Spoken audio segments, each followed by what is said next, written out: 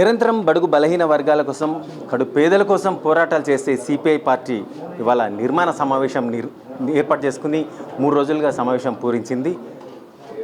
ప్రజల్లోకి ఏ విధంగా వెళ్ళాలి, ఏ విధంగా వెళ్తే ఈ రాబోయే స్థానిక సంస్థల ఎన్నికల్లో మనం గెయిన్ కావడానికి అవకాశాలు ఉంటాయి అనే ఒక సమావేశ నిర్ణయాలు అనేవి తీసుకోవడమే కాకుండా నూతన సభ్యులను కూడా ఎంపిక కావడం జరిగింది. సార్, ఎలా ఉంది ఇవాళ మీ పార్టీ పరంగా చూస్తే రాబోయే ఎన్నికల్లో ఎలా ముందుకెళ్తున్నారు? పార్టీని మరింత క్రియాశీలకంగా ఉంచే క్రమంలో, మరింత కొత్త నాయకత్వాన్ని అభివృద్ధి చేయాలనే క్రమంలో ఈ 3 రోజుల పాటు జరిగిన వరంగల్ నిర్మాణ మహాసభలో 2 సహాయ కార్యదర్శులను కూడా మేము తీసుకోవటం జరిగింది. అందులో మన వరంగల్ వాసి తక్కెళ్ళపల్లి శ్రీనివాసరావు గారు, అలాగే హైదరాబాదు మేడ్చల్ వాసి మన ఎన్ బాలమల్లేష్ గారు, వీళ్ళిద్దరినీ సహాయ కార్యదర్శులుగా కూడా తీసుకోవడం జరిగింది. అలాగే పార్టీకి సంబంధించి ప్రజా సమస్యలకు సంబంధించి ఇవాళ కమ్యూనిస్టుల వైపు జనం చూస్తున్నారు.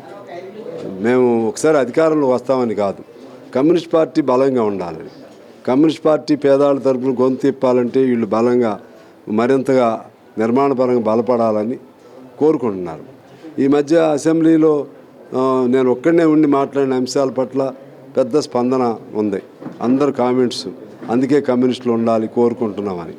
కాబట్టి ప్రజల్లో ఆ కోరిక ఉన్నప్పుడు మా తప్పు జరగకూడదు, మరింత నిర్మాణపరంగా బలోపేతం చేయాలనే లక్ష్యంతో ఏర్పాటు చేశాం.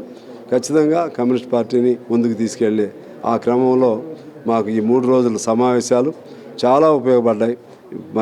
మునిపెన్నడూ లేని విధంగా పిన్ టు పిన్ మేము చర్చించాం.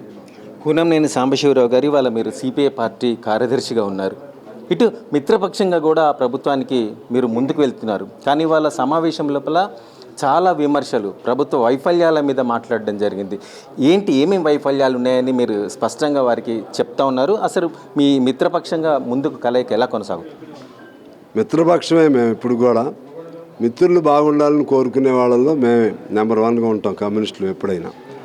ఆ మిత్రులు పొరపాట్లు జరుగుతున్నా వాడికి ఉద్దేశపూర్వకంగా దురుద్దేశపూర్వకంగా లేకపోతే అది ఇన్సిడెంటల్గానా ఏ పద్ధతిలో జరిగినా దాన్ని ఇది కాదని చెప్పాల్సిన బాధ్యత మా పైన ఉంది.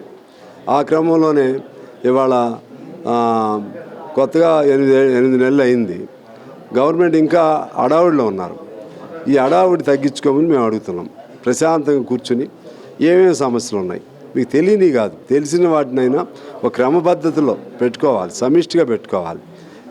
ఒక్కో మంత్రి ఒక్కో రకంగా, ఇప్పుడు రుణమాఫీ ఉంది, తల ఒక రకమైన స్టేట్మెంట్లు కాకుండా నిర్దిష్టంగా ఒక ప్రెస్ కమ్యూన్ పెట్టుకోవాలి. దాన్ని ఏం చేయాలి అలా చేయకుండా మీ కన్ఫ్యూజన్ను జనం మీద రుద్దడానికి ప్రయత్నం చేస్తే జనమేమో మీకు ఓట్లు వేసారు, అభిమానం ఉంది, ఇప్పుడు కూడా మీ మీద ఇంకా వ్యతిరేకత రాలేదు, రావడానికి వాళ్ళు ప్రయత్నం చేస్తున్నారు. తీసుకురావడానికి బీఆర్ఎస్ వాళ్ళకి ఏరే ఆయుధం లేదు. వాళ్ళు చేసిన తప్పులన్నీ ఇప్పుడు మీరు భరించాలి. అందుకని మీరు జాగ్రత్తగా ఉండాలని మేము చెప్తున్నాం. కాబట్టి నిర్దిష్టంగా ఉండండి, మంత్రిమండలి సమన్వయం ఉంచుకోండి, కమ్యూనిస్ట్ పార్టీ లాంటి మిత్ర పార్టీలను పిలవండి, మా సలహాలు కూడా తీసుకోండి. అటన్నిటికంటే మించి మీరు అన్న వాగ్దానాలు అమలు చేయడం కోసం తల తాకట్టు పెట్టైనా సరే ఏం చేస్తారో ఇక అమలు చేయండి. టైం వచ్చేసింది. టైం వచ్చిన ఇప్పుడు రుణమాఫీ ఉంది, దానికి రేషన్ కార్డు అని కొంతకాలం అంటారు, రేషన్ కార్డుతో సంబంధం లేదంటారు, లేకపోతే 2 లక్షల పైన ముందు కట్టమంటారు, లేకపోతే మన కేంద్ర ప్రభుత్వం దగ్గర నుంచి సహాయం అందిన రైతులకు ఇవ్వమంటారు, రకరకాలుగా ఏదేదో చెప్తూ ఉంటారు. ఇవన్నీ ఎందుకు? మీరు అన్నారు అంతే.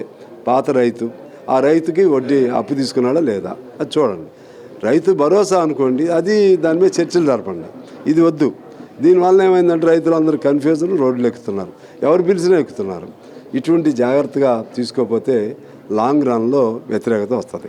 సార్, ప్రభుత్వం నిర్మాణాత్మక నిర్ణయాలు తీసుకునేప్పుడు ఒక మిత్రపక్షంగా మీ సలహాలు సూచనలు తీసుకోవడం అనేది జరగదా?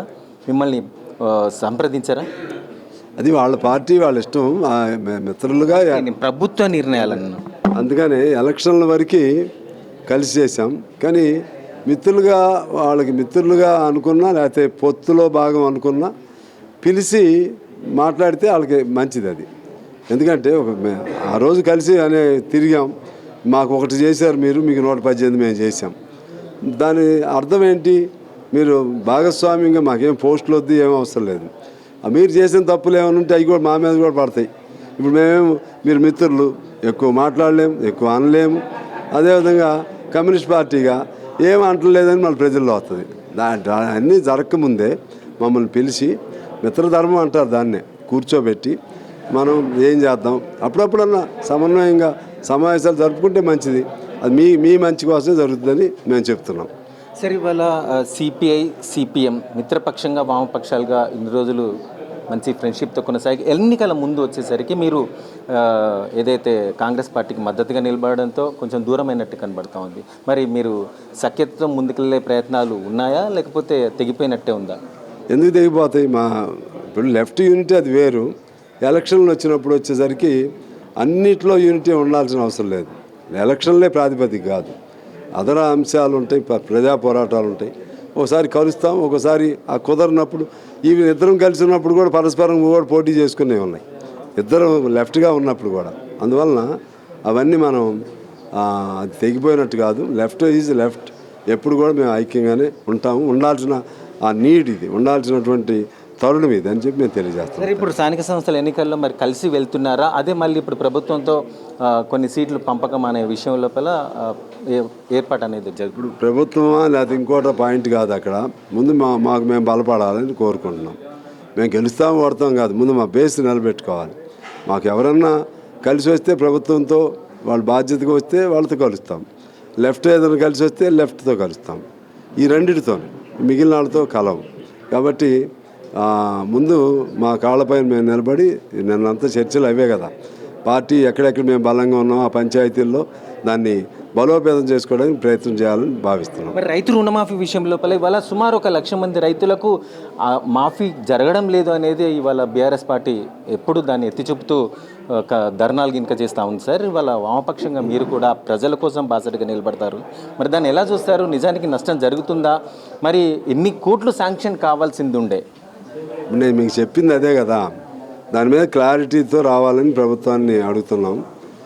రక్ష కాదు, చాలామందికి అందాలి, ఇంకా చాలామందికి అందాలి. అవన్నీ కూడా క్లారిటీతో వచ్చి ఒక భరోసా ఇవ్వమని అడుగుతున్నాం రైతులకి.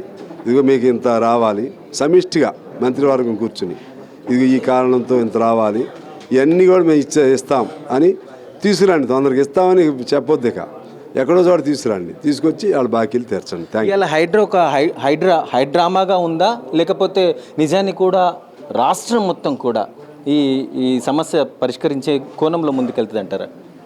దాని ఉద్దేశం మంచిదే, ది ఎయిమ్ అండ్ ఆబ్జెక్టివ్స్ మంచియే. కానీ ఆ హైడ్రా ఒక డ్రాగన్ అనే భయానికి, ఆ పేరే భయంకరంగా కనపడుతుంది. అది ఎవరికి భయం ఎక్కువ చూపెడుతుందంటే కింద వాళ్ళకి. పై వాళ్ళకి ఇది పోతే ఇంకోటి వస్తుంది. అందువలన కింద వాళ్ళు ఎవడన్నా ఇల్లు కట్టుకుని ఉంటే ఇమీడియట్గా వాళ్ళది కోల్చకుండా వాళ్ళకి ఏదన్నా ప్రత్యామ్నాయం చేయండి, నష్టపరిహారం ఇవ్వండి. ఎందుకంటే వాడి తప్పు కాదు, అది ఆ పేదవాడి తప్పు కాదు.